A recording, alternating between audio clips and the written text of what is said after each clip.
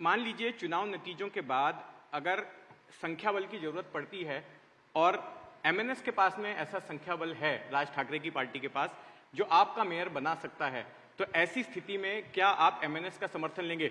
मैं 2017 की याद दिलाना चाहता हूं, जब शिवसेना अनडिवाइडेड 84 पर थी, आप 82 पर थे, और आप चाहते तो एमएनएस के 7 नगर सेवकों को लेकर अपना मेयर बना सकते थे, लेकिन उद्धव ठाकरे की रिक्वेस्ट पर आपने ऐसा नहीं किया था। अगर ऐसी स्थिति बनती है तो क्या आप इस बात के लिए ओपन हैं कि एमएनएस के नगर सेवकों को साथ लिया जाए? दूसरा, सियासी गलियारों में एक चर्चा यह भी है कि राज ठाकरे की पार्टी एमएनएस आपकी ओर से एक ट्रोजन हॉर्स के तौर पर विपक्षी खेमे में भेजी गई है, इसमें कितनी सच्चाई?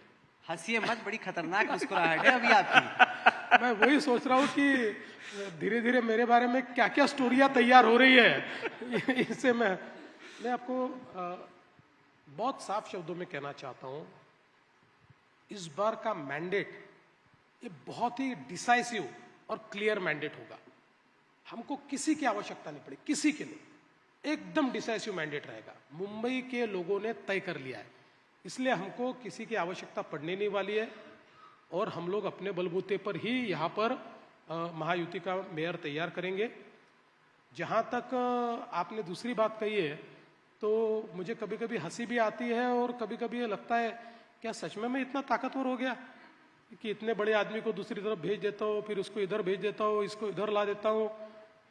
कभी कभी क्या हो जाता है कि परिस्थितियाँ ऐसी बनती है कि नेताओं के बारे में स्टोरीज बनना चालू होता है। शायद अब मैं उस मुकाम पे पहुंच गया हूँ और उसके चलते देखिए राज ठाकरे आज हमारे विरोध में है, लेकिन बावजूद उसके मैं एक बात आपको कहता हूँ, वो कई बार गलत निर्णय लेते हैं, लेकिन निर्णय उनके वो खुद करते हैं, उनके निर्णय दूसरा कोई नहीं करता।